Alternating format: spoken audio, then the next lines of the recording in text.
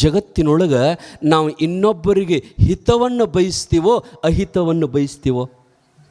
ಇನ್ನೊಬ್ಬರು ಹಾಳಾಗಲಿ ಅಂತ ಬಯಸ್ತೀವೋ ಅಥವಾ ನಮಗಿಂತ ಇನ್ನೊಬ್ಬರು ಚಲೋ ಆಗಲಿ ನಾವು ಹಾಳಾದ್ರೆ ನಡೀತೈತೆ ಅಂತ ಬಯಸ್ತೀವೋ? ಇನ್ನೊಬ್ಬರು ಅಳಗಾಲ ಆಗಲಿ, ನಮ್ಮ ಮುಂದೆ ಹಾಳಾಗಬೇಕು, ಹೊಲ ಮಾರ್ಕೋಬೇಕು, ಮಣಿ ಮಾರಬೇಕು, ಅವ್ರ ಮಕ್ಕಳಿಗೆ ನೌಕರಿ ಹತ್ತಬಾರ್ದು, ಅವ್ರ ಮಕ್ಕಳು ಮದುವೆ ಆಗಬಾರ್ದು. ಯಾರ ಕನ್ಯಾ ಕೊಡಕ್ಕೆ ಬಂದ್ರಂದ್ರೆ ಅವ್ರು ಹೋಗು ತೊಡಕಿಲ್ದ ಬರೋಬರಿಲ್ರಿ. ಅವರು ನಡೆದಿಲ್ಲ. ನಿಮ್ಮ ಮನೆಗೆ ಯಾರ ಕನ್ಯಾ ಕೊಡಕ್ಕೆ ಬಂದರು ನಿಮ್ಮ ಹುಡುಗಂತಂದ್ರೆ ಬಾಜುದವರು ಆಚೆ ಬಾಜುದವರು ನಿಮಗಾಗಲಾರ್ದವರು ಅವರಿಗೆ ಹುಡುಕಾಡಿ ಫೋನ್ ನಂಬರ್ ತೊಗೊಂಡು ಹೇಳಿ ದಿವಸ ಕುಡಿತಾನ್ರಿ ಅವ, ಪಾಪ ಒಳ್ಳೆ ಹುಡುಗದ. ಅಹಿತವನ್ನು ಬಯಸುವವರೇ ನಾವೆಲ್ಲ. ಪರರಿಗೆ ನಾವು ಉಪಕಾರ ಮಾಡೋದಿಲ್ಲ, ಅಪಕಾರವನ್ನೇ ನಾವು ಮಾಡ್ತೀವಿ. ಪುಣ್ಯಾತ್ಮರೇ, ಎಷ್ಟು ಸಾಧ್ಯ ಆಗುತ್ತದೆ ಇನ್ನೊಬ್ಬರಿಗೆ ಒಳ್ಳೆಯದು ಬಯಸ್ರಿ, ದಾನ ಮಾಡಿರಿ, ಧರ್ಮ ಮಾಡಿರಿ. ನೀವು ಇನ್ನೊಬ್ಬರಿಗೆ ಒಳ್ಳೆಯದನ್ನು ಬಯಸಿದ್ರಿ ಅಂತಂದ್ರೆ ಪರಮಾತ್ಮ ನಿಮಗೂ ಒಳ್ಳೆಯದನ್ನು ಬಯಸ್ತಾನ. ನೀವು ಒಳ್ಳೆಯ ಇನ್ನೊಬ್ಬರಿಗೆ ಕೆಟ್ಟ ಬಯಸಿರಿ ಅಂತಂದ್ರೆ ಪರಮಾತ್ಮ ನಿಮ್ಮನ್ನು ಸುಮ್ಮ ಬಿಡ್ತಾನೆ? ಬಿಡಂಗಿಲ್ಲ. ಇನ್ನೊಬ್ಬರಿಗೆ ಕೆಟ್ಟ ಬಯಸಿದ್ರೆ, ಊರಿಗೆ ಕೆಟ್ಟ ಬಯಸಿದ್ರೆ, ಸಮಾಜಕ್ಕೆ ಕೆಟ್ಟ ಬಯಸಿದ್ರೆ ನಿಮ್ಮನ್ನು ಪರಮಾತ್ಮ ಸುಮ್ಮ ಬಿಡಂಗಿಲ್ಲ. ನಾವು ಒಳ್ಳೆಯದು ಮಾಡಬೇಕು. ಒಬ್ಬ ಹೆಣ್ಣುಮಗಳು ಸಾಲಿ ಕಲಿ ಹುಡುಗಿ ಲಗುಟ ಮದುವೆ ಮಾಡಿದರಕ್ಕಿಗೆ. ಅದೊಂದು ಭಾಳ ಇದು ನಮ್ಮಲ್ಲಿ, ಲಗುಟ ಮದುವೆ ಮಾಡಿಬಿಡ್ತಾವೆ. ಮಾಡ್ತೀವಿ ಅಂದ್ರೆ ಸಿಗುದಿಲ್ಲ ಬಿಡ್ರಿ. ಕನ್ಯಾ 18 ವರ್ಷದಕ್ಕಿಂತ ಮೊದಲ 16 ವರ್ಷಕ್ಕೆ ಲಗ್ನ ಮಾಡಿದರು. ಕಾಯ್ದೆ ಪ್ರಕಾರ 18, 20 ವರ್ಷ ದಾಟಿ ಲಗ್ನ ಮಾಡ್ಬೇಕು. 18 ವರ್ಷದ ಒಳಗೆ ಲಗ್ನ ಮಾಡಿದರು. ಆ ಹುಡುಗಿ ಲಗ್ನ ಮಾಡಿದ 20ನೇ ವರ್ಷಕ್ಕೆ 4 ಮಕ್ಕಳ ಹಾಡಿತ್ತು ಪಾಪ. 20ನೇ ವಯಸ್ಸಕ್ಕೆ 4 ಮಕ್ಕಳ ಹಡದ್ಲು. ಆಕೆಯ 30ನೇ ವಯಸ್ಸಕ್ಕೆ ಗಂಡನೇ ತೀರ್ಕೊಂಡ ಪಾಪ. ಗಂಡನೇ ತೀರ್ಕೊಂಡಂದ್ರೇನು? ಆರಾಮ ತಪ್ಪಿತು ಅವನಿಗೆ, ಗಂಡನಿಗೆ ಆರಾಮ್ ತಪ್ಪಿತು.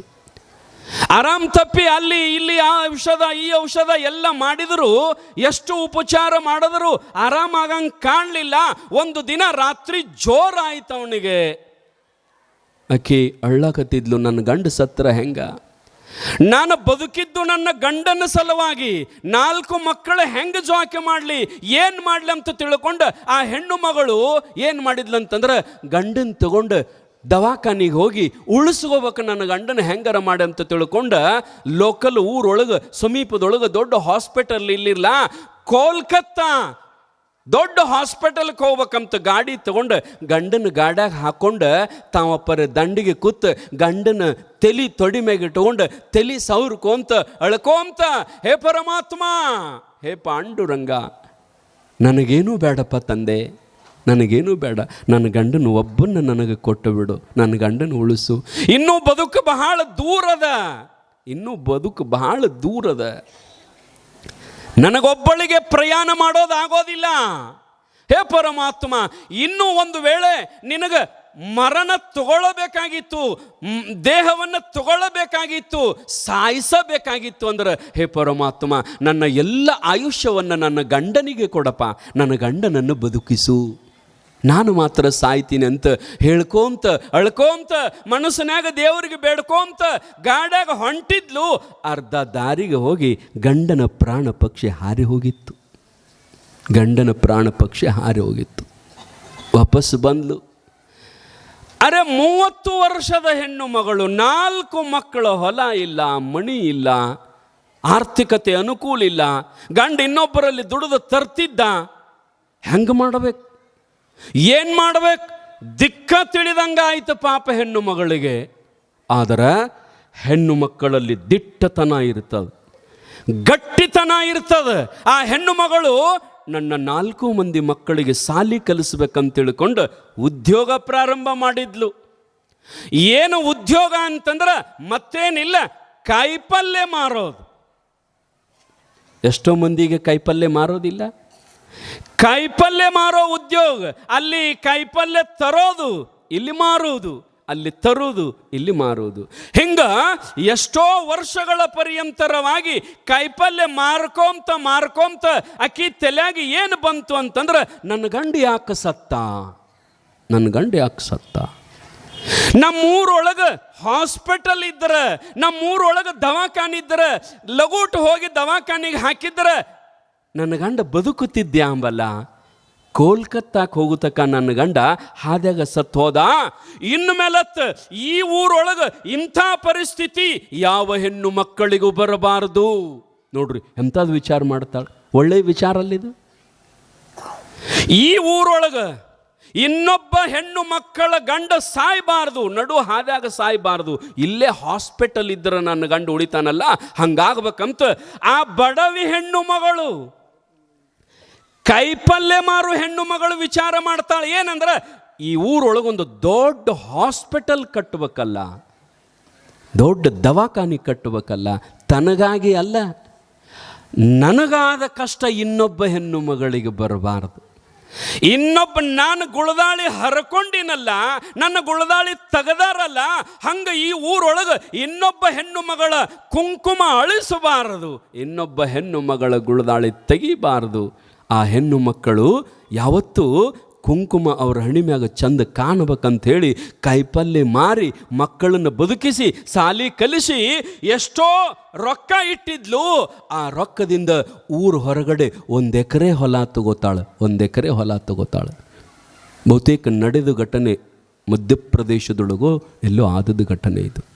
ಆ ಹೆಣ್ಣು ಮಗಳು 1 ಎಕರೆ ಹೊಲ ತಗೊಂಡು ದೊಡ್ಡ 200 ಬೆಡ್ಡಿನ ಹಾಸ್ಪಿಟಲ್ ಕಟ್ತಾಳ.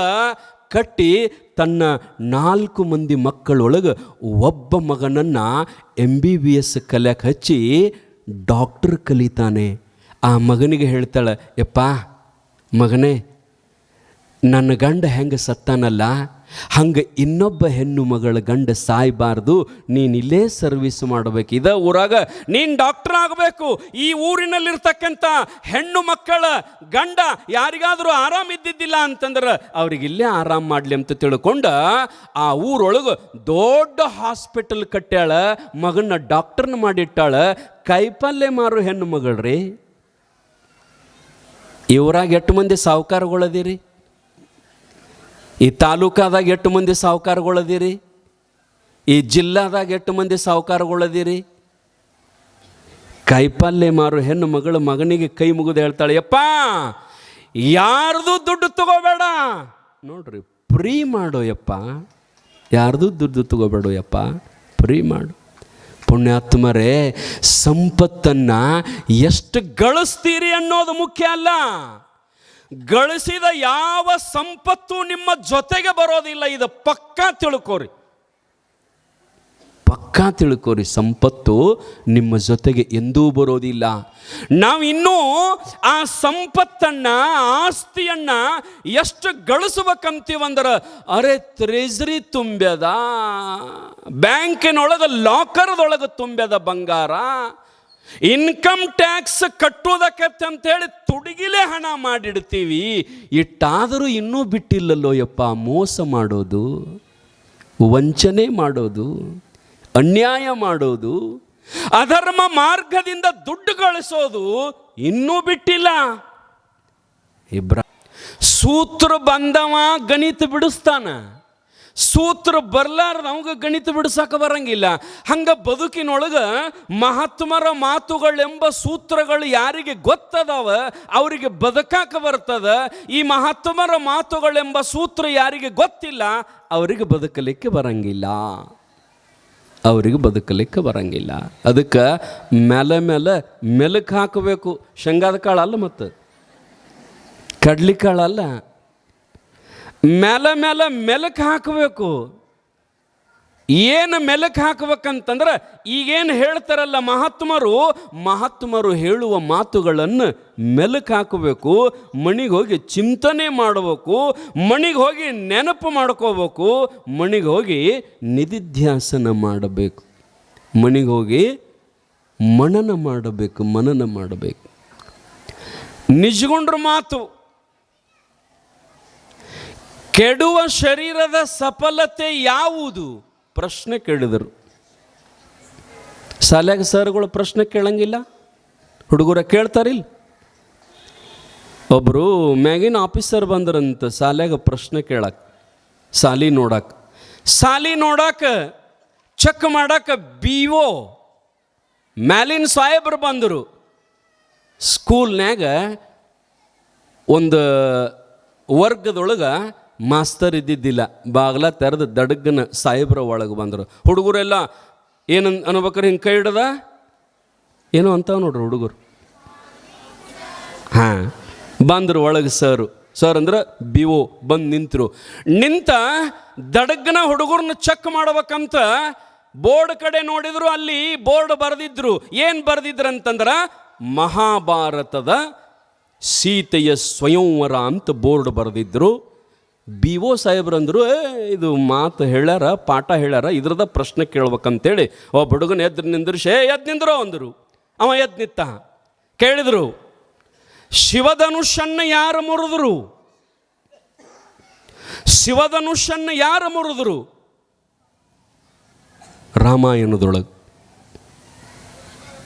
ರಾಮಾಯಣದೊಳಗೆ, ಮಹಾಭಾರತ ಅಲ್ಲ. ಶಿವಧನುಷನ್ನು ಯಾರು ಮುರಿದ್ರು ಅಂತ ಕೇಳಿದಾಗ ಆ ಹುಡುಗ ಅಳ್ಳಾಕತ್ತಿದ.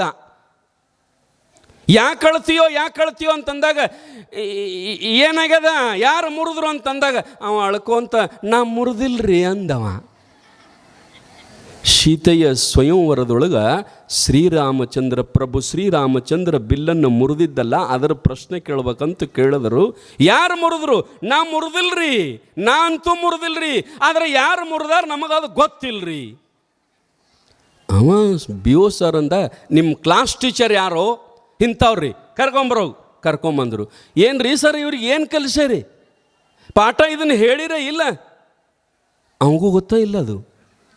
ಶಿವಧನುಷನ್ನು ಯಾರು ಮುರಿದ್ರು ಅಂತ ನಾ ಕೇಳಿದ್ರೆ ನಾ ಮುರಿದಿಲ್ರಿ ಅಂತ ಹುಡುಗಂತಾನ, ಅಳತಾನ. ಮತ್ತು ಯಾರು ಮುರಿದ್ರಂತ ಕೇಳ್ರಿ, ಯಾರು ಮುರಿದ್ರು ಅಂತ ಸರ್ ಕೇಳಿದ ಕೂಡಲೇ ಅವನು ಸರ್ ಅಂದ, ನಮ್ಮ ಹುಡುಗರು ಅಂತಾವಲ್ಲ ಸರ ಅಂದವ. ನಮ್ಮ ಹುಡುಗರು ಅಂತಾವಲ್ರಿ, ನಮ್ಮಲ್ಲಿ ಯಾರು ಹಂಗೆ ಮುರಿಯವ್ರು ಅಲ್ರಿ. ಅವ ಹನಿ ಬಡ್ಕೊಂಬ. ಹೆಡ್ ಮಾಸ್ಟರ್ ಯಾರು? ಇಂಥವ್ರು ಕರೆದ್ರು. ಏನು ರೀ ಸರ್, ಹುಡುಗನ ಕೇಳಿದ್ರೆ ಹಿಂಗಂತಾನ, ಕ್ಲಾಸ್ ಟೀಚರ್ನ ಕೇಳಿದ್ರೆ ಹಿಂಗಂತಾನ, ಮತ್ತು ಹೆಂಗೆ ಇದನ್ನು ಯಾರು ಮುರಿದ್ರು ಅಂತ ಕೇಳಿದ ಕೂಡಲೇ ಅವ ಹೆಡ್ ಮಾಸ್ಟರ್, ಸರ್ ಯಾರು ಯಾಕೆ ಮುರಿಯೋರಾಕತ್ತ, ನಾವು ಒಟ್ಟರು ಕೂಡಿ ಪಟ್ಟಿ ಹಾಕಿ ಅದನ್ನು ಮಾಡಿಸ್ಕೊಡ್ತೀವಿ ರೀ ಅಂದಿವ. ಯಾರು ಯಾಕೆ ಮುರಿಯೋರಾಕತ್ತ, ಅದನ್ನು ನಾವು ಒಟ್ಟರು ಕೂಡಿ ಪಟ್ಟಿ ಹಾಕಿ ಇನ್ನು ನಮ್ಮ ಪಗಾರ ಹೋಗ್ಲಿಕ್ಕರೆ ಮಾಡಿಸ್ಕೊಡ್ತೀವಿ ರೀ ಸರ. ಅವ ಹನಿ ಬಡ್ಕೊಂಡ ಹೋಗಿಬಿಟ್ಟವ. ಪ್ರಶ್ನೆ ಕೇಳಿದ್ರೆ ಏನಕ್ಕೇನಾರ ಉತ್ತರ ಕೊಡೋರು ನಾವು. ಅದಕ್ಕೆ ನಿಜಗೊಂಡ್ರು ಭಾಳ ಶಾಣ್ಯಾರ. ಇಂಥ ಉತ್ತರ ಕೊಡು ಧೀರ್ಗಳು ಮುಂದೆ ಭಾಳ ಶೂರುಗಳು ಹುಟ್ಟುತ್ತಾರ. ಇಂಥವೆಲ್ಲರ ಉತ್ತರ ಕೊಟ್ಟುಗಿಟ್ಟಾರು. ನಾನು ಅದಕ್ಕೆ ಉತ್ತರ ಬರೀಬೇಕಂತ ತಿಳ್ಕೊಂಡು, ಕೆಡುವ ಶರೀರದ ಸಫಲತೆ ಯಾವುದು ಹೇಳಲೆ? ಪರಹಿತ ಅಂದ್ರೆ ಇನ್ನೊಬ್ಬರಿಗೆ ಒಳ್ಳೆಯದನ್ನು ಬಯಸೋದು, ಇನ್ನೊಬ್ಬರಿಗೆ ಉಪಕಾರ ಮಾಡೋದು, ಇನ್ನೊಬ್ಬರಿಗೆ ಎಷ್ಟು ಸಾಧ್ಯ ಆಗುತ್ತದೆ ಅಷ್ಟು ದಾನ ಮಾಡೋದು. ನೋಡ್ರಿ, ನಮ್ಮ ಪ್ರಕೃತಿಯನ್ನು ನಮ್ಮ ಹ್ಯುಮಾಯೂನ್ ಸುತಾರ್ ಅವ್ರು ಭಾಳ ಚಂದ ಹೇಳಿದ್ದಾರೆ ನೋಡ್ರಿ. ಮನುಷ್ಯ ಇನ್ನೊಬ್ಬರ ಒಳ್ಳೆಯದನ್ನು ಬಯಸಬೇಕು, ಪರಹಿತ, ಇನ್ನೊಬ್ಬರ ಒಳ್ಳೆಯದನ್ನು ಬಯಸಬೇಕು. ಅದ್ರ ಜೊತೆಗೇನಪ್ಪ ಅಂತಂದ್ರೆ, ಇನ್ನೊಬ್ಬರಿಗೆ ಹಿತ ಬಯಸೋದಂದ್ರೆ ಏನು? ಅವ್ರಿಗೇನಾದರೂ ತೊಂದರೆ ಆಗಿತ್ತು ಅಂತಂದ್ರೆ ನಾವು ಅವರಿಗೆ ಏನು ಅವಶ್ಯಕತೆ ಅದ ಅನ್ನೋದನ್ನು ನೋಡಿಕೊಂಡು ಸ್ವಲ್ಪ ಅವರಿಗೆ ಸಹಾಯ ಮಾಡೋದು, ಹಿತವನ್ನು ಬಯಸೋದು. ಆದರೆ ನಾವು ವಿಚಾರ ಮಾಡ್ರಿ,